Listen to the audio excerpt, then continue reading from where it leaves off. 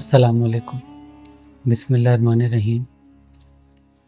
اس سے پہلے ہم نے کائنات کے راز جو سیریز سٹارٹ کری تھی اس میں بات کری تھی لوح محفوظ سے لے کر کے قلم، 7 آسمان 7 زمین، اللہ کا عرش اور جو مخلوق اللہ نے بنائی جیسے کہ فرشتے، جن اور ان کی دنیا۔ اب ہم شروع کرنے والے ہیں قصص الانبیاء، ایک ایسی سیریز جس میں ہم نہ صرف انبیاء کے قصوں کو پڑھیں گے بلکہ ساتھ ہی ہم یہ بھی جانیں گے کہ جو بھی اللہ کے انبیاء بیتے ہیں ان کا ذکر کہاں کہاں آیا ہے اس ہسٹری میں، تاریخ میں انہیں کن ناموں سے جانا جاتا تھا، آدم علیہ السلام سے لے کر کے عیسیٰ علیہ السلام تک۔ جو بھی اللہ کے رسول آئے ہیں اس کے ریفرنس کے لیے سب سے امپورٹنٹ کتاب قصص الانبیاء اور قرآن۔ لیکن ہماری جو ریسرچ ہے وہ صرف ان 2 کتابوں تک محدود نہیں ہوگی، ہم دیکھیں گے سائنس کے نظریے سے، کاسمولوجی کے نظریے سے، اور جو آرکیولوجی ہے اس میں کیا نشانات ملتے ہیں الگ الگ انبیاء کے۔ تو آئیے شروع کرتے ہیں قصص الانبیاء کی سب سے پہلی قسط، جو کہ ہے آدم علیہ السلام کی تخلیق۔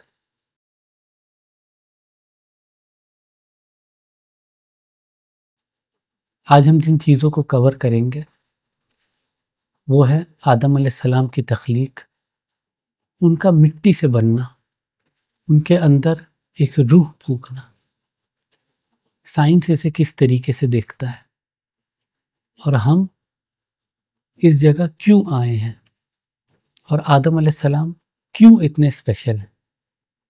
قرآن اور حدیث دونوں میں ہی اللہ کی قدرت کے سب سے پہلے بنائے ہوئے انسان ہیں آدم علیہ السلام، ایک ایسی مخلوق جسے اللہ کہتا ہے کہ ہم نے اپنے ہاتھوں سے بنایا، اور پھر ان کے اندر اپنی طرف سے ایک اسپیشل سی چیز ڈالی، وہ تھی روح۔ سب سے پہلے بات کرتے ہیں آدم علیہ السلام کے بننے کی کہ ان کی تخلیق ہوئی کیسے۔ قرآن کا ایک بڑا ہی بیسک یہ عقیدہ ہے کہ آدم علیہ السلام کو اللہ نے بنایا اور ایک پرپس کے لیے بنایا۔ سورہ بقرہ میں اللہ تعالیٰ فرماتے ہیں میں زمین میں خلیفہ بنانے جا رہا ہوں۔ سورۃ الصاد میں اللہ تعالیٰ کہتے ہیں کہ میں نے انسان کو مٹی سے بنایا اور اس میں اپنی روح پھونکی، ایک اسپیشل چیز۔ سورۃ الحجر میں اللہ تعالیٰ کہتے ہیں ہم نے انسان کو سوکھی مٹی سے بنایا جو کھنکتی ہے۔ حدیث کے ذریعے ہمیں یہ بھی پتہ چلتا ہے کہ آدم علیہ السلام 60 ہاتھ لمبے تھے، یعنی کم سے کم 90 فیٹ۔ اللہ نے آدم علیہ السلام کو اپنے ہاتھوں سے بنایا اور پھر فرشتوں کو ان کے آگے سجدہ کرنے کا حکم دیا۔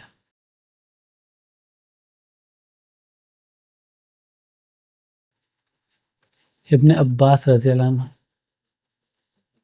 جو کہ سب سے بہترین سمجھ رکھنے والے قرآن کی، ان کا کہنا ہے کہ آدم علیہ السلام کو مختلف رنگوں کی مٹی سے بنایا گیا ملا جلا کے، اسی لیے ان کی اولاد الگ الگ طریقے کی دکھتی ہے، لیکن جو اسپیشل ایلیمنٹ ہے روح کا وہ سب میں ہے۔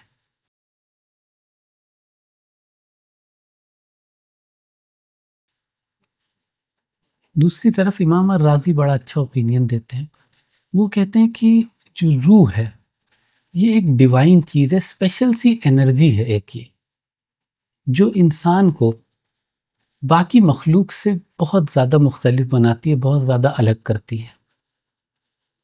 اس کی سائنس پہ اگر ہم غور کریں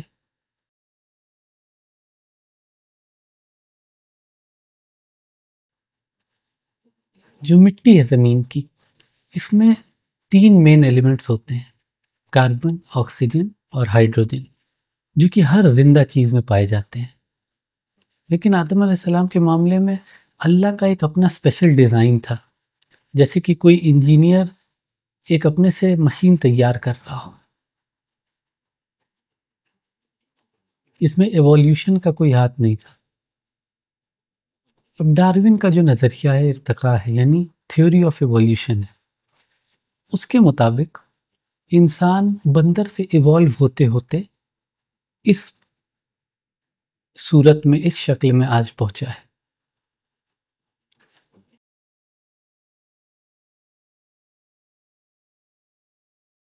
لیکن ایک چیز ہوتی ہے جسے ہم کہتے ہیں سڈن فاسل گیپس.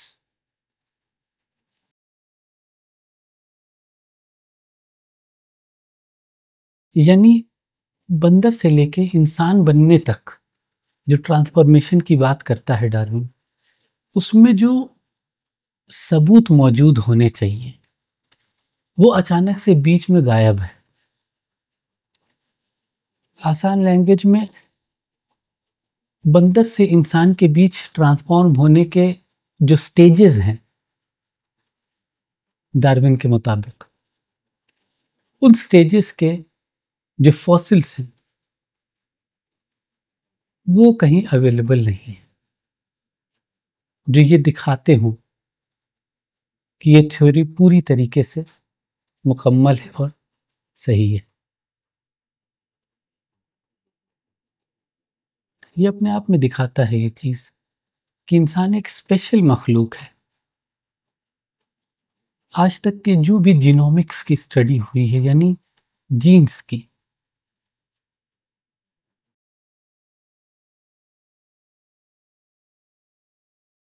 وہ بتاتی ہے کہ انسان کا ڈی این اے باقی جتنی بھی مخلوق ہے اس سے بہت ہی زیادہ یونیک ہے. اور پتہ ہے کون سی چیز ہے جو اسے یونیک بناتی ہے؟ وہ ہے ہمارا یہ کمپلیکس برین، دماغ. اور دوسری چیز ہماری زبان، اسپیچ. اسپیچ ایک لوتی ایسی چیز ہے جس کے جینز صرف ہم میں ہیں، یہ باقی کسی بھی جانور میں یا دوسری مخلوق میں نہیں ہے. اب ایک اور چیز پہ آتے ہیں، وہ ہے آدم علیہ السلام کی ہائٹ. ہم آج تک سنتے آ رہے ہیں کہ آدم علیہ السلام کی ہائٹ بہت زیادہ تھی، 60 ہاتھ لمبے، یا پھر آپ کہہ سکتے ہیں 90 فیٹ کی ہائٹ. لیکن یہ چیز کیسے پاسبل ہے؟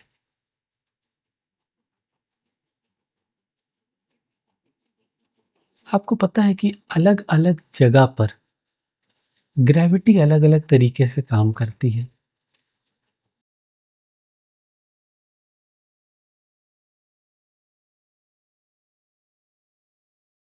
ہمارے پلینٹ پہ گریوٹی الگ ہے، لیکن جب آپ مون پہ جائیں گے تو اس کی گریوٹی الگ ہے. اسی طریقے سے مارس کی گریوٹی الگ ہے، جوپیٹر کی گریوٹی بالکل ہی الگ ہے. تو مسئلہ یہ ہے کہ آدم علیہ السلام جو اس زمین پہ بھیجے گئے وہ اس زمین کی مخلوق نہیں ہے. آدم علیہ السلام ایک ایلین ہے اس زمین کے مطابق، کیونکہ انہیں بنایا ہی گیا تھا جنت میں اور پھر یہاں پر بھیجا گیا. یہ پوائنٹ آف ویو آپ نے کبھی سنا نہیں ہوگا، لیکن یہ فیکٹ ہے کہ اس زمین پہ تو وہ ایلین تھے، اس زمین پہ جن رہ رہے تھے، جانور بھی تھے، کچھ چڑیا تھی، بہت ساری چیزیں تھیں، لیکن آدم جیسی کوئی چیز نہیں تھی. اللہ نے ایک مخلوق بنائی اپنے پاس جنت میں، ان کو نام دیا آدم.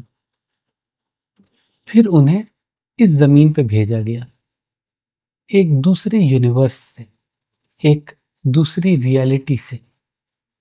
وہ آتے ہیں اس پلینٹ پہ جیسے کہ کوئی ایلین دوسرے پلینٹ سے یہاں آتا ہے. آدم علیہ السلام کا جسم جو بنایا گیا وہ اس زمین کے حساب سے نہیں بنایا گیا تھا، وہ بنایا ہی گیا تھا جنت کے حساب سے.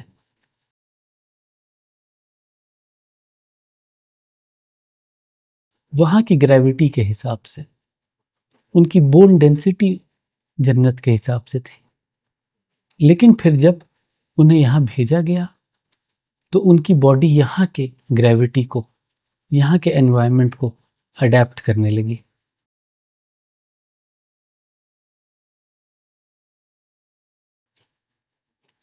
یہاں کی گریوٹی کے مطابق ان کی اولاد، پھر ان کی اولاد کی اولاد، سب کی جو ہائٹ ہے یا سب کا جو بلٹ ہے، ان کی الگ الگ صفت، ان کے رنگ، ان کی آنکھوں کا کلر، سب چیزیں مختلف ہونے لگی اس زمین پہ جو لائف ہے اس کو اڈیپٹ کرنے کے لیے۔ ان کی اولاد میں سے جو ایسے تھے جو بڑی گرم جگہوں پر رہے، ان کی سکن کا ٹون الگ ہو گیا۔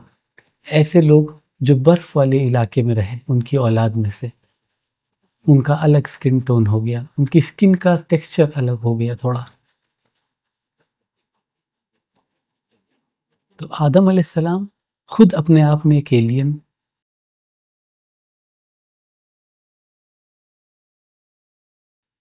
جو کہ زمین کے تھے ہی نہیں، انہیں بھیجا گیا اس زمین پہ۔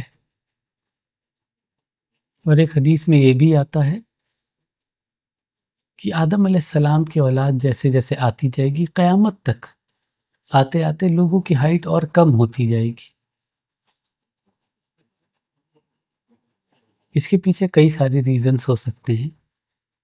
اس پلینٹ کی گریوٹی اور ایٹماسفیئر تو ہے ہی، لیکن اس کے ساتھ ہی ساتھ دوسرے ڈس آرڈرس یا ڈسیبلٹیز، کسی طریقے کی بیماریاں بھی ہو سکتی ہیں۔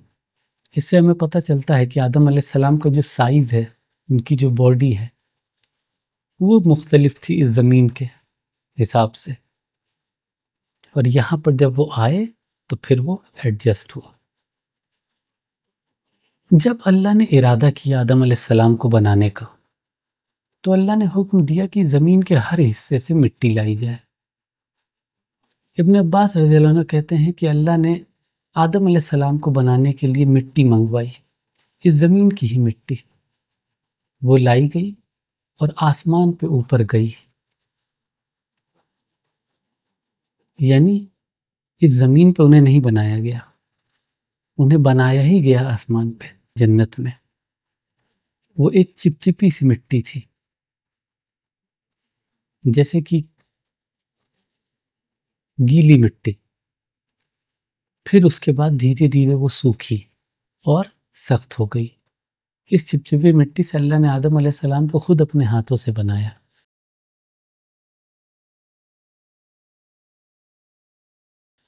اس کی تفسیر میں آتا ہے کہ جب اللہ نے حکم دیا جبرائیل علیہ السلام کو جا کر کے مٹی لانے کے لیے، تو جبرائیل علیہ السلام اس زمین پر آئے، اور زمین پھر ان سے بولی کہ میں اللہ کی پناہ مانگتی ہوں کہ مجھ سے کچھ لیا جائے یا میری شکل بگاڑی جائے۔ جبریل بنا کچھ لیے واپس اللہ کے پاس چلے گئے،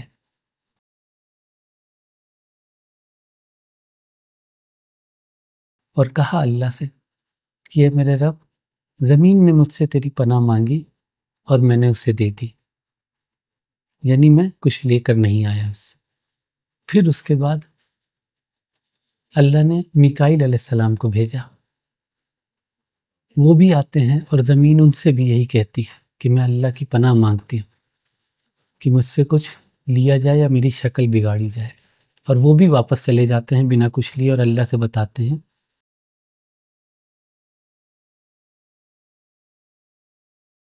کہ اللہ، زمین نے مجھ سے پناہ مانگی اپنے رب کی اور میں نے اسے دے دی۔ اس کے بعد اللہ تعالیٰ پتہ ہے کسے بھیجتے ہیں؟ موت کے فرشتے کو۔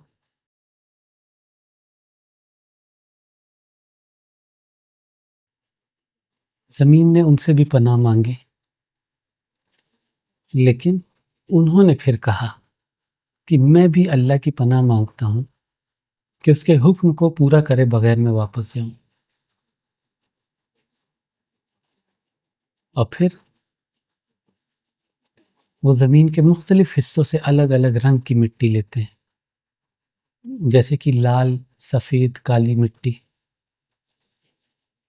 اور اسی وجہ سے کہا جاتا ہے کہ آدم کی اولاد مختلف رنگوں اور مزاج کی بنی۔ موت کے فرشتے پھر لے کر جاتے ہیں اس مٹی کو آسمانوں پہ، کیا منظر ہوگا وہ۔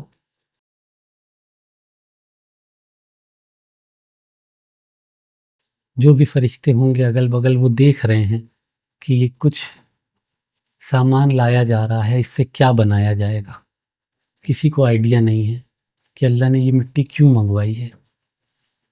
پھر انہوں نے اسے پانی کے ساتھ ملایا۔ یہ کوئی ایسا ویسا پانی نہیں تھا جو ہماری زمین پہ ہے، وہ پانی جو اللہ کے عرش کے نیچے ہے۔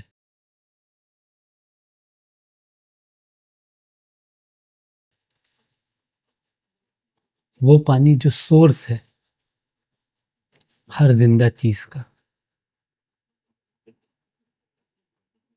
جو سورس ہے نیل اور فرات کا،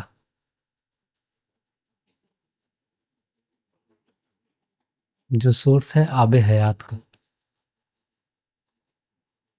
پھر وہ اسے پانی سے تب تک ملاتے رہے جب تک وہ چپچپی نہ ہو گئی اور ایک ساتھ جڑنے لگی۔ پھر اس کے بعد اسے چھوڑ دیا، اس میں تھوڑی تبدیلی آئی جسے فرمنٹیشن کہتے ہیں۔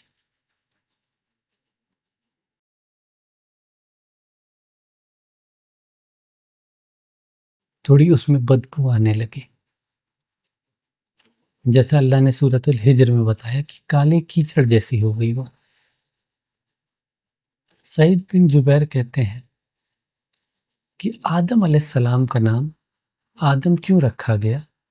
وہ اس لیے کیونکہ انہیں آدم سے بنایا گیا۔ آدم یعنی زمین کے اوپر کا حصہ، جو مٹی زمین کے اوپر دکھتی ہے ہمیں۔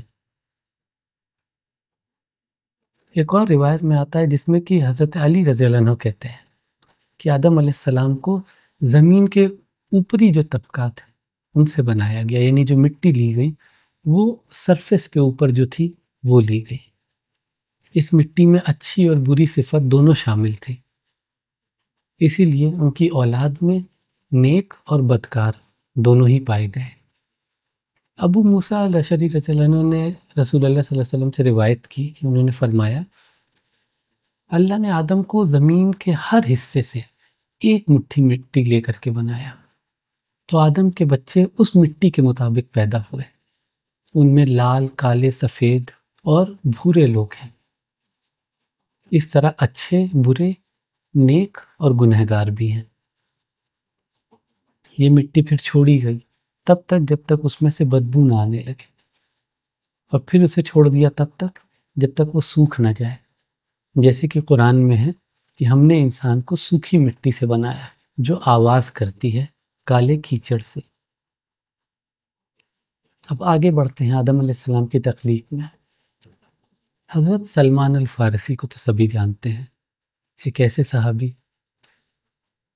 جنہوں نے کافی عرصے انتظار کیا اس آخری نبی سے ملنے کے لیے، غلامی تک میں رہے وہ، اور آخر کار وہ رسول اللہ صلی اللہ علیہ وسلم کے صحابہ میں آ گئے۔ یہ روایت کرتے ہیں کہ نبی آدم علیہ السلام کی مٹی کو اللہ تعالیٰ نے 40 دن تک خمیر ہونے دیا، پھر ان کو اپنے ہاتھوں میں جمع کیا، جو اچھا حصہ تھا اسے دائیں ہاتھ میں، جو برا حصہ تھا اسے بائیں ہاتھ میں، اور پھر دونوں ہاتھوں کی مٹی کو ملا دیا۔ اسی لیے ایسا ہوتا ہے کبھی کبھی کہ لوگ اچھے ہوتے ہیں ان کی اولاد بری ہوتی ہے، یا لوگ بہت برے ہوتے ہیں ان کی اولاد اچھی ہوتی ہے۔ اور جب تصویر پوری تیار ہو گئی، پورا ڈھانچہ ریڈی ہو گیا آدم علیہ السلام کا، پھر اللہ نے فیصلہ کیا کہ اب اس میں روح ڈالی جائے گی۔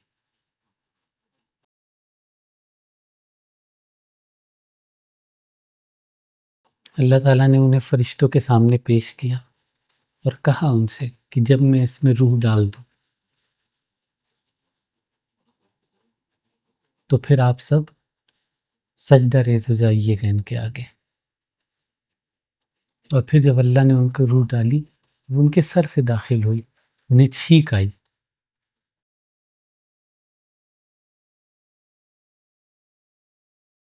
پھر فرشتوں نے انہیں کہا کہ کہیے الحمدللہ.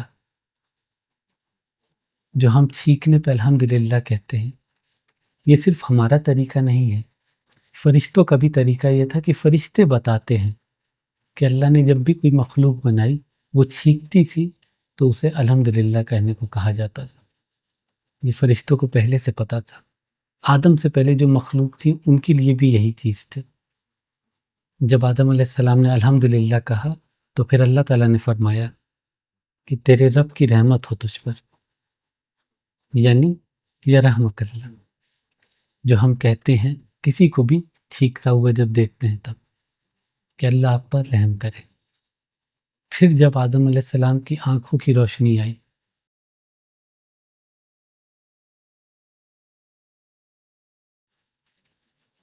تو انہوں نے جنت کے پھل دیکھے، پیداوار دیکھی، وہ پیڑ دیکھے، خوبصورتی دیکھی.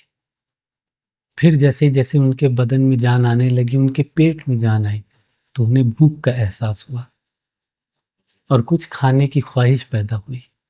اور اس سے پہلے کہ روح ان کے پیروں تک پہنچتی، ان کے پیر میں جان آتی، انہوں نے اس پیڑ کے پھل کی طرف چھلانگ لگا دی. انہیں اس طریقے کی شدت کی بھوک تھی. اور قرآن اس جلدی کے بارے میں کیا کہتا ہے کہ انسان کو بنایا ہی گیا ہے جلد باز، امپیشنٹ ہے انسان. اور اس کے بعد جو سب سے امپورٹنٹ ایونٹ وہ تھا کہ سب نے، سارے فرشتوں نے آدم کو سجدہ کر دیا، لیکن ابلیس نے انکار کر دیا.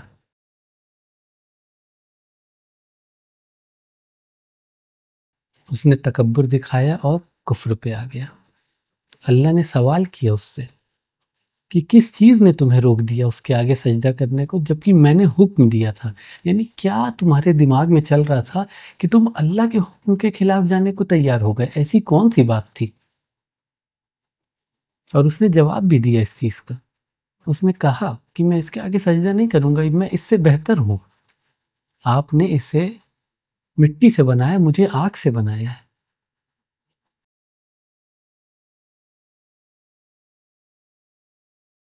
پھر اللہ نے اسے حکم دیا کہ اب تم نکل جاؤ یہاں سے، نیچے اترو، زمین پہ جاؤ، اب جنت میں تمہارے لیے جگہ نہیں ہے، اللہ کے فرشتوں کے ساتھ رہنے کا حق نہیں ہے تمہیں.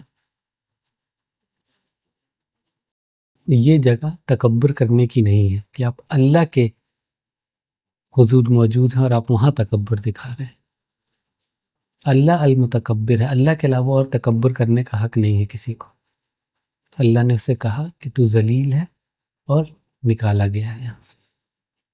پھر آدم علیہ السلام نے جب پیروں میں طاقت آ گئی تو کھڑے ہونے کی کوشش کری، لیکن وہ ہو نہیں پائے.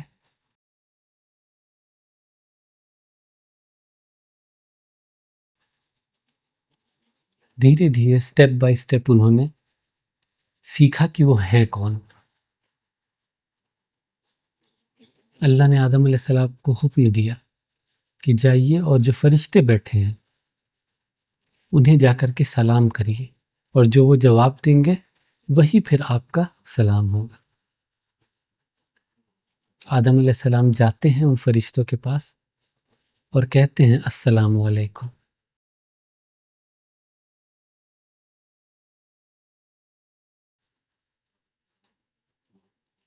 فرشتوں نے جواب دیا السلام علیکم ورحمۃ اللہ. اللہ کے نبی فرماتے ہیں کہ اس کے بعد سے یہ مسلمانوں کا عام سلام بن گیا، جو کہ آدم علیہ السلام سے اب ان کی نسل تک پہنچا ہے. جب اللہ تعالیٰ نے فرشتوں کو بتایا کہ اللہ ایک مخلوق بنانے جا رہا ہے اس زمین میں، تو فرشتوں کا سوال تھا یہ کہ آپ ایسی مخلوق بنائیں گے جو اس زمین میں فساد کرے گی، ایک دوسرے کا خون بہائے گی. یہ ان کے علم میں تھا کہ خون بہانا، ایک دوسرے کا قتل کرنا، تکلیف دینا ایک دوسرے کو اللہ کی نظر میں بہت بڑا گناہ ہے.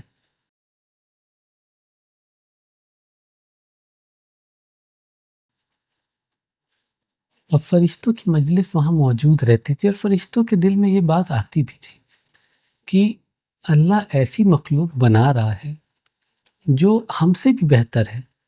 کیا مخلوق ہو سکتی ہے؟ ان میں کیا اسپیشل ہو سکتا ہے، لیکن اس کا اللہ نے خود جواب دیا۔ اللہ نے آدم علیہ السلام کو سب چیزوں کے نام سکھائے، پھر فرشتوں سے پوچھا کہ آپ ان کے نام بتائیں۔ فرشتوں نے کہا ہم نہیں جانتے، اللہ بہتر جانتا ہے۔ لیکن پھر آدم علیہ السلام سے جب کہا تو آدم علیہ السلام نے سب کے نام بتا دیے۔ ایک ایسا ڈسپلے تھا علم کا، نالج کا، حکمت کا، جس نے پھر فرشتوں کو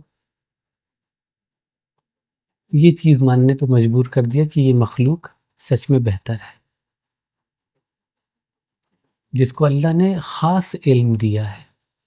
ابن عباس رضی اللہ عنہ کا کہنا ہے کہ اللہ نے تمام چیزوں کے نام سکھایا آدم علیہ السلام کو، جو کہ انسان، جانور، زمین، پہاڑ، تمام جو چیزیں ان کو اس زمین میں ملنے والی ہیں،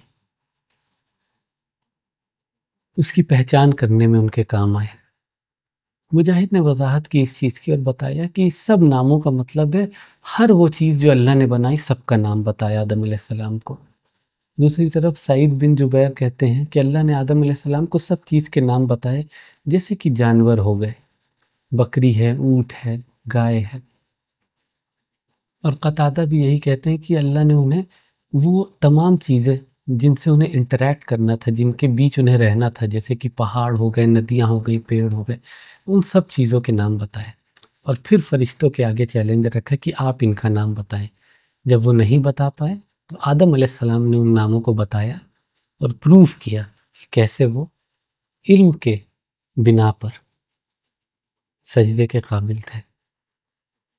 دوسری طرف اللہ نے جب حکم دیا ابلیس کو نکل جانے کا تو وہ اپنے تکبر پہ، اپنے گناہ پر ٹکا رہا، وہ اپنی غلطی ماننے کو تیار ہی نہیں ہوا۔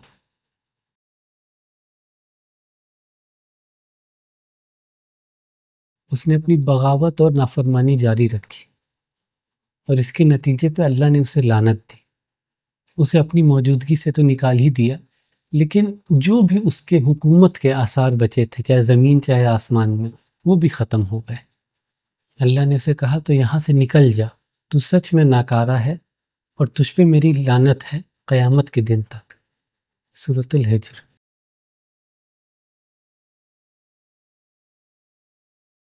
پھر اللہ نے آدم علیہ السلام کو جنت میں رہنے کی جگہ دی۔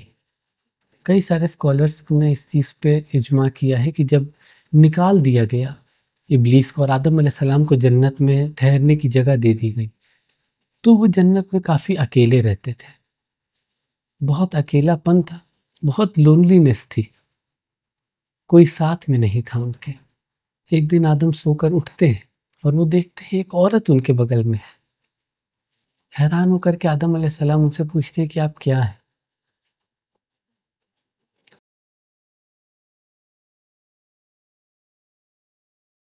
آدم علیہ السلام نے کبھی عورت کوئی دیکھی نہیں ہے، کوئی فیمیل اینٹیٹی ان کے پاس موجود ہی نہیں تھی، وہ ایک لوتے تھے۔ تو آپ کیا ہیں؟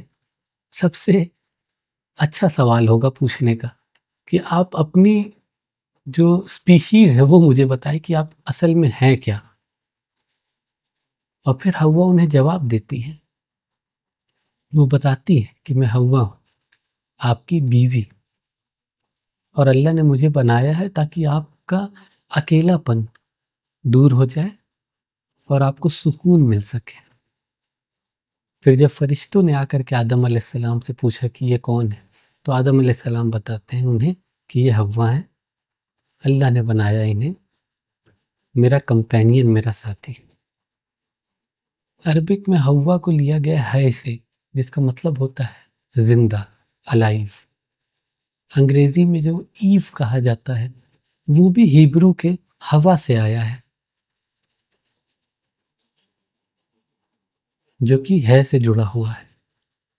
آدم علیہ السلام نے بتایا فرشتوں سے کہ انہیں حوا اس لیے کہا کیونکہ وہ آدم کی ہی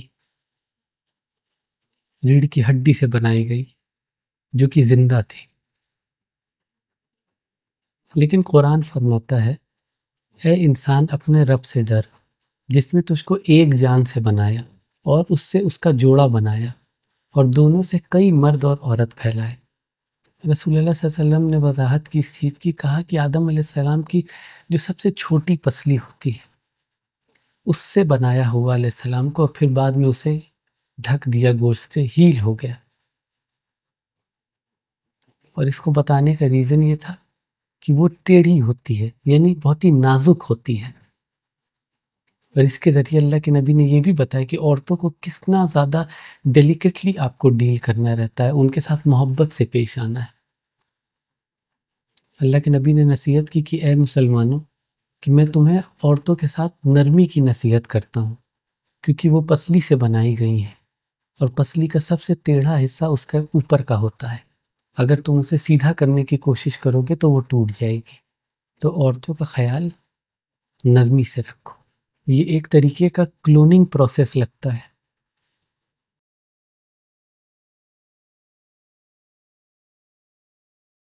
کہ کسی کا ڈی این اے لے کر کے اس میں کچھ موڈیفیکیشنز کر کے ایک کلون بنایا گیا ہو۔ انسان کی رب کے جو سٹیم سیلز ہوتے ہیں وہ پلیوری پوٹنٹ ہوتے ہیں۔ جینیٹکس میں ایکس ایکس اور ایکس وائی کروموسوم یہ ڈیسائیڈ کرتے ہیں میل یا فیمیل کو۔ جو وائی کروموسوم ہے یہ ڈیفائن کرتا ہے کہ کوئی فیمیل ہے یا میل ہے۔ جس کے اندر ایکس وائی ہوتا ہے وہ میل ہوتے ہیں۔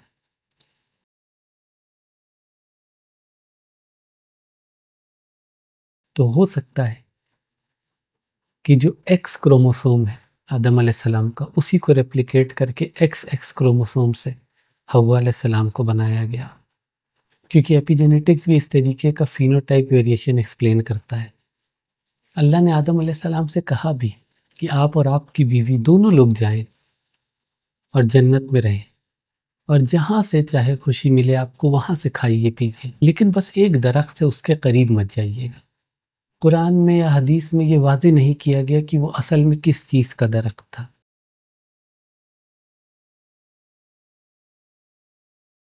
لیکن یہ چیز واضح ہے کہ آدم اور حوا کی لائف ایک پرفیکٹ لائف تھی وہاں پہ، بنا کسی تکلیف کے، بنا کسی پریشانی کے، بہت ہی پرسکون زندگی تھی ایک دوسرے کے ساتھ۔ جنت کا پہلو ایک یہ بھی ہے، امام الرازی نے اس چیز پہ کہا ہے کہ انسان جنت کی کوئی بھی چیز تصور نہیں کر سکتا دنیا میں، سوائے کہ جو اس کے ہسبینڈ وائف کا ریلیشن شپ رہتا ہے اس میں اسے ایک ذائقہ مل سکتا ہے تھوڑا سا جنت کے سکون کا۔ اب اگلی چیز یہ تھی کہ شیطان جانا چاہتا تھا جنت میں اور آدم اور حوا کو بہکانا چاہتا تھا، لیکن جنت کے پہرے دار موجود تھے جو اسے داخل نہیں ہونے دیتے تھے۔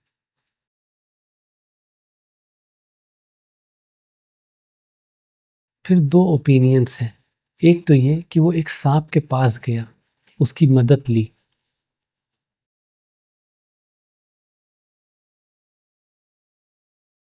اور اس کے ذریعے بات کری آدم اور حوا سے۔ اور دوسرا اوپینین یہ کہ وہ خود سانپ کی شکل میں تبدیل ہو گیا اور پھر پہنچتا ہے آدم اور حوا کے پاس، انہیں بہکانے کی کوشش کرتا ہے۔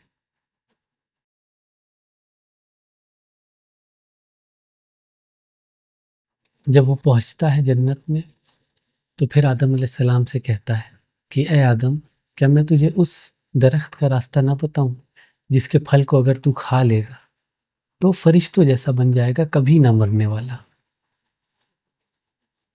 شیطان نے اللہ کی جھوٹی قسم کھا کے انہیں یقین دلانے کی کوشش کری، یہ یقین دلایا کہ وہ ان کا خیر خواہ ہے، ان کے لیے اچھا چاہتا ہے۔ محمد بن اسحاق نے کچھ علماء سے روایت کری ہے کہ جب شیطان داخل ہوا جنت میں انہیں بہکانے کے لیے، تو اس کے دل میں بھی یہ خواہش ظاہر ہوئی کہ کاش میں یہاں رہ سکتا ہمیشہ ہمیشہ کے لیے۔ اور اس چیز سے اسے آئیڈیا ملا کہ جب میں نہیں رہ سکتا تو انہیں بھی میں گمراہ کر کے یہاں سے نکال سکتا ہوں۔ پھر اس کے بعد وہ مستقل آتا رہا، گمراہ کرنے کی کوشش کرتا رہا، یہ تک کہتا رہا کہ تمہارے رب نے تمہیں اس لیے منع کیا ہے اس درخت سے کھانے کو کیونکہ اگر تم کھا لو گے تو فرشتوں جیسے ہو جاؤ گے۔ وہ رونے کی ایکٹنگ کرتا رہا کہ مجھے بڑا افسوس ہے کہ ایک دن تم دونوں مر جاؤ گے، ختم ہو جاؤ گے۔ اور یہ ساری چیزیں تم سے چھن جائیں گی، کاش کہ تم ہمیشہ یہاں زندہ رہ سکتے۔ اور جب اس کے بار بار بہکانے پہ آخر کار ان سے وہ غلطی ہوگی، انہوں نے اس درخت کا پھل کھا لیا، تو اللہ نے ان دونوں کو بھی جنت سے نکال کے زمین پہ بھیج دیا، اور وہ ساری نعمتیں جنت کی ان سے چھن گئیں۔ ابو ہریرہ رضی اللہ عنہ سے روایت ہے کہ رسول اللہ صلی اللہ علیہ وسلم نے فرمایا، سب سے بہتر دن جس پہ سورج نکلتا ہے وہ جمعہ کا دن ہے۔ اس دن آدم کو بنایا گیا، اسی دن وہ جنت میں داخل ہوئے، اور اسی دن انہیں زمین پر اتارا گیا، اور اسی دن قیامت بھی آئے گی۔ اور اس دن میں 1 گھنٹہ ایسا ہوتا ہے جس میں اگر کوئی نیک آدمی، کوئی بھی اللہ پہ ایمان رکھنے والا، کوئی اچھی چیز اللہ سے مانگے، کوئی بھی جائز چیز، تو اللہ اسے بالکل قبول کرتا ہے، پورا کرتا ہے۔ عبداللہ بن سلام نے کہا، مجھے معلوم ہے وہ گھنٹہ کون سا ہے، وہ جمعہ کا آخری گھنٹہ ہے۔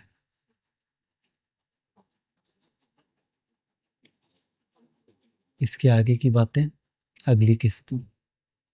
السلام علیکم۔